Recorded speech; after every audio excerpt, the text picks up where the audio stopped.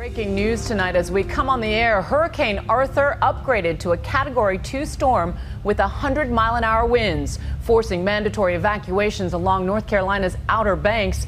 The hurricane has hit North Carolina's coast along with Boston and the state of Maryland. Tens of thousands of people are without power as Hurricane Arthur lashes the U.S. East Coast with high winds and a lot of rain. Came ashore in North Carolina late Thursday. Ocracoke Island is completely dark right now. Thousands of 4th of July holiday vacationers essentially abandoned beachside lodgings in the region. You can see some of the waves as the storm moved in. This is the earliest in the season a hurricane has ever made landfall in North Carolina. And there's something else. The team at NOAA reminding us at least 3 storms, 1996, 2002, and now 2014, all named Arthur, all taking aim at North Carolina. The flood situation in southeast Saskatchewan and southwest Manitoba remains dire. Nearly 90 communities are under states of emergency and hundreds of people have been forced out of their homes. Saskatchewan Premier Brad Wall got a bird's eye view of Melville, one of the worst hit areas north of Regina. About 150 patients have been relocated from the local hospital to a nearby community center.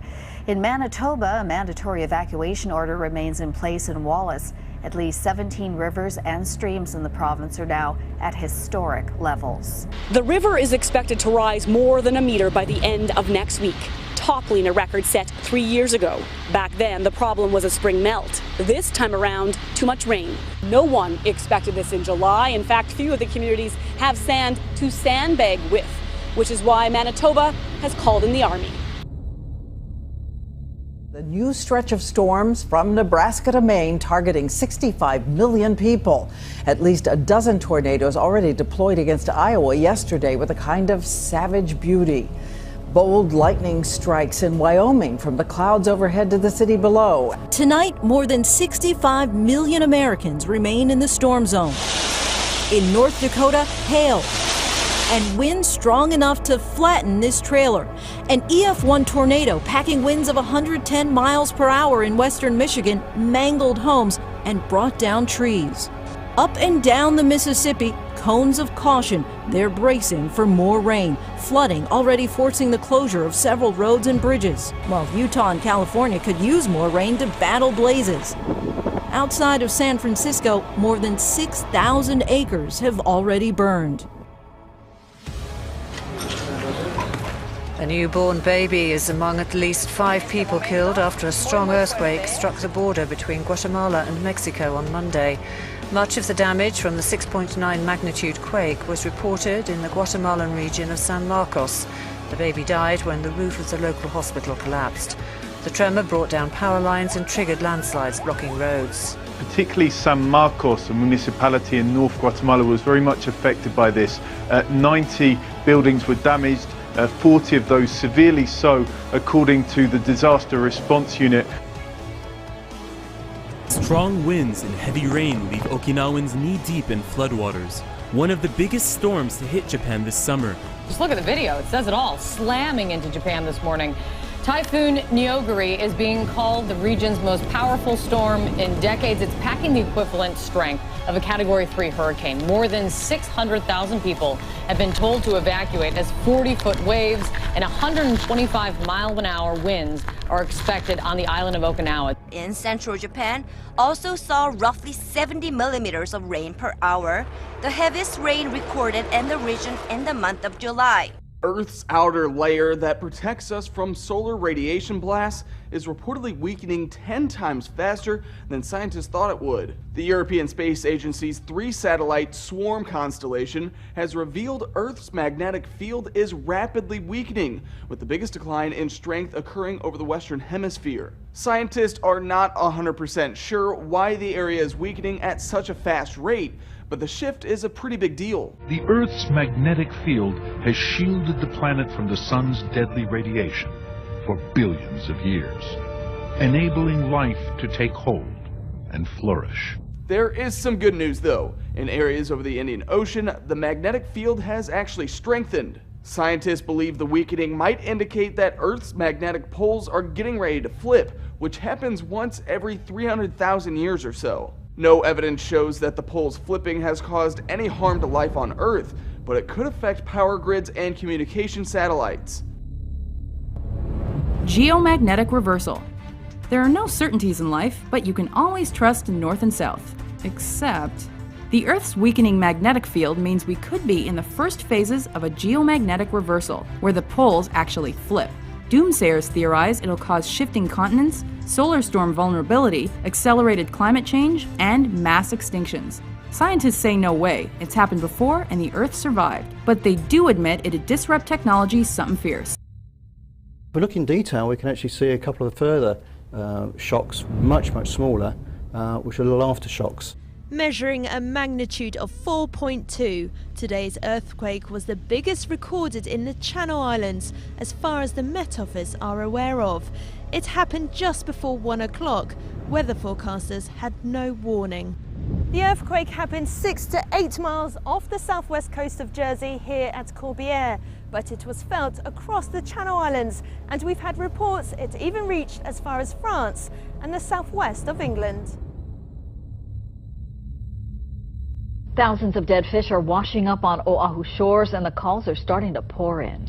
It's a problem that we first flagged last week when reports began coming in from Waikiki. Surfers told them that they're also floating in the water.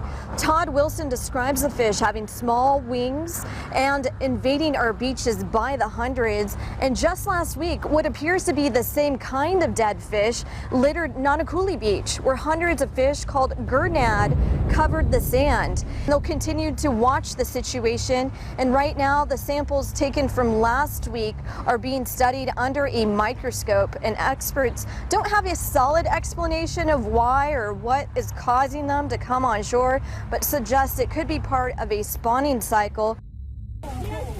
Beachgoers in Russia got more than a bit of a suntan when a freak storm sent them running and screaming for cover. The skies opened and a freak storm pelted the erstwhile sun worshippers with giant hailstones. Wind swept across the beach and temperatures suddenly dropped from about 40 to 22 degrees Celsius. Many central areas have had snow and freezing temperatures. At a lakeside resort not far from Novosibirsk, 2 girls died when a tree fell on their tent as they sheltered from the latest storm.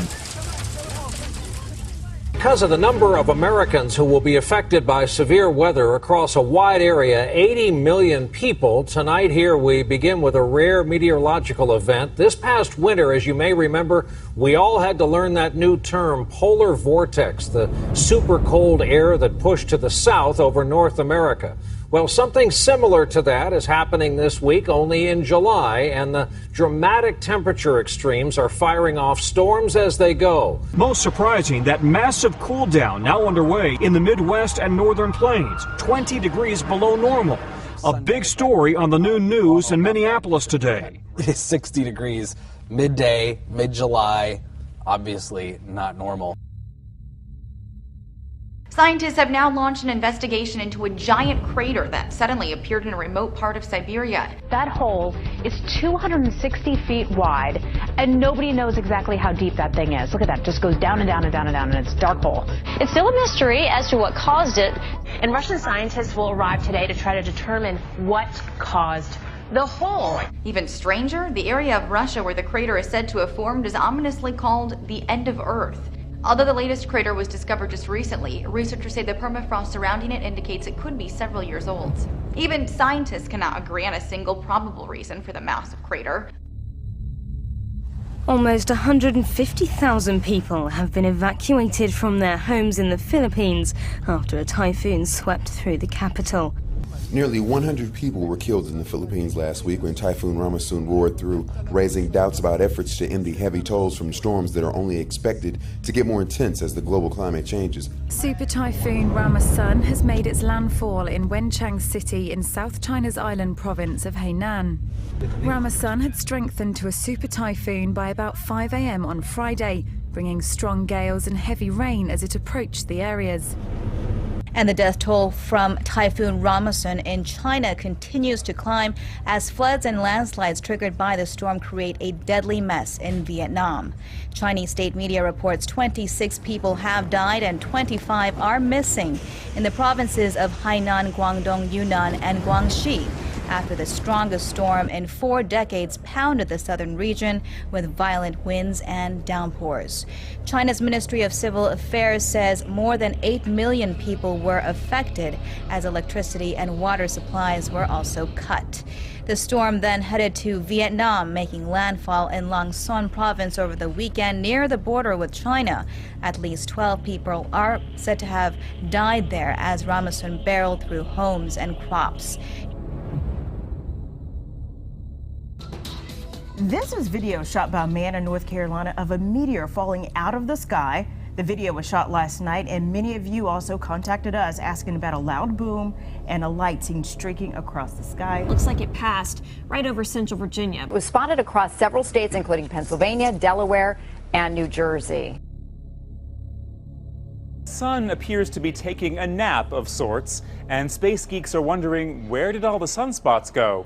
Spaceweather.com calls it the all-quiet event. According to the site's Dr. Tony Phillips, on July 17th, there were no sunspots at all. On the 18th, this photo shows only 3 tiny sunspots. This sunspot die-off comes after a, quote, whole slew of sunspots from July 1st through the 10th, according to NASA. To have a spotless day during a solar maximum is odd, but then again, this solar maximum we're in has been very wimpy. The solar maximum is a period of greatest solar activity in the 11-year solar cycle. Sunspots are regions of intense magnetic activity. No one knows how long this quiet period will last. Phillips said, quote, you just can't predict the sun. Le Monde Minimum, of course, was a period of almost no sunspots at all for decades, and we saw a really dramatic period where there were very cold winters in the Northern Hemisphere. It was a period where you had a kind of a mini ice age. In Central Florida, yet another sinkhole has opened up, threatening an entire neighborhood. So far, it's 100 feet wide and 30 feet deep, forcing the evacuation of 4 homes in Spring Hill. Witnesses say the sinkhole appeared without warning. Where the earth just went straight up in the air. It exploded up in the air, straight up, and dirt and everything, and then fell down. An urgent situation continuing in the Pacific Northwest. We have 19 major wildfires now burning out of control, charring nearly 1 million acres already. The most serious of all now is the largest wildfire in the history of Washington state.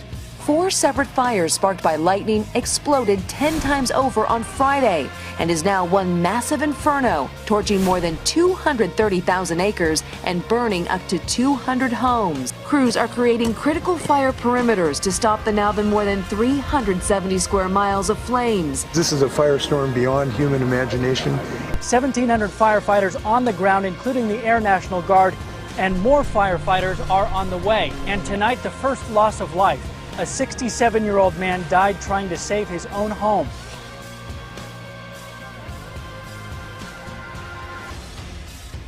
From Uttarakhand, where the situation is not getting any better, the inclement weather has hampered the rescue efforts, and over 5,000 people are stranded as heavy rains and possibility of landslides and mountain collapses looms large. It was an act of nature that killed at least 2 people and injured 36 on Virginia's eastern shore. A tornado ripped through a campground this morning. More than 1,300 people were at the Cherrystone family campground when the storm hit, many of them children. Witnesses say the sky turned black and started dumping hail the size of golf balls. Flash floods, lightning strikes and hailstorms have left parts of Sussex, Essex and London underwater. The freak weather affected railways across the region. Trains were unable to stop at Worthing Station because of flash flooding there, as some areas saw almost half a month's worth of rainfall in just 1 hour. Parts of New England are just starting to clean up after a violent storm today, including a rare tornado in Revere, Massachusetts, just north of Boston. On the other side of the country, wildfires forced hundreds of people from their homes, and there was a deadly lightning strike on a Southern California beach. This was the first time a tornado had touched down in this part of Massachusetts since record-keeping began in 1950. The EF2 tornado came without warning and left a trail of downed trees and power lines, ripping the roofs off some homes while sparing others. In Nevada, water became the enemy. Flash flooding dropping more than 2 inches per hour in spots, filling the streets with debris and black mud from a burn scar. That cold front that's been causing all those problems in the east has also been lowering temperatures in the region. And James, here in New York, only 3 times this summer have temperatures risen above 90 degrees. A strong earthquake shook much of eastern Mexico on Tuesday, but there were no reports of damage or injury. The U.S. Geological Survey said the magnitude 6.3 quake was centered in the Gulf Coast state of Veracruz. This should be the height of summer in western Germany. Instead, heavy storms have brought torrential rain and flooding. These were the scenes in the city of Bonn. Cellars of homes have been flooded out. Cars have been stranded, forcing their owners to abandon them in the streets as the water rises. Weather forecasters say some parts have had as much rain in a single day as they'd have expected for the whole month 5 times over. 2 people, including a 72-year-old man, have drowned in Romania after torrential rains hit the region. Water levels are said to have reached 10 feet in places after 3 days of torrential rain. The floodwaters raged across 4 counties in central and southwestern Romania. As environmental authorities said, rivers in the hit. affected areas rose to levels only seen every 200 years. In Croatia, the Zadar Islands have been pummeled with 300 litres of rain per square metre over the past 24 hours. Cars and buses were dragged through towns by the sheer force of the water. However, by noon, the situation had somewhat calmed, with the floods beginning to recede. In Belgium, the residents of Ytre in Walloon-Brabant were also hit by flash floods when violent storms struck the region. Floodwaters left cars stacked atop each other, and 400 people were evacuated from their homes as a precaution. Elsewhere in Europe, floods have claimed 3 lives in Germany. Bulgaria reported 1 death and 1 person missing after heavy rains hit the central region. More bad weather is expected as a code red alert remains active in both Romania and Bulgaria. And new at 6, dead fish by the thousands, and as of right now, there is no cause. Fish are washing up in the Horicon Marsh, Lake Sinisippi, and the Rock River. They're sick. They're obviously infected with something. Wisconsin DNR fish biologist Laura Stremick-Thompson told me they found bacteria in the water. Oddly, it's only affecting carp, a hardy fish that usually can fight off that bacteria. What this kind of tells us is that there's something going on with the common carp that most likely is suppressing their immune system, and they are unable to fight off this bacteria. In Santa Cruz with an anchovy invasion. First it was white croakers, then sardines. Today, thousands upon thousands of dead anchovies turned up in the Santa Cruz harbor. The latest marine phenomena in the Monterey Bay. To the latest efforts to clean up the Santa Cruz yacht harbor. Earlier in the week, millions of anchovies suffocated and died in the water. And 3 days later, that cleanup is still continuing. An entire village buried under a massive mudslide. Torrential rains triggered the landslide in western India. 82 people have been confirmed dead. But even as bodies are being pulled out of the mud and the debris, the question is being asked: are other villages in the area under threat, and should evacuation be a priority? 17 other villages in the area could face the same risk, according to sources in the local administration. Emergency workers are out in the streets of Istanbul, Turkey this day, cleaning up parts of the city after a storm caused flash flooding. And this.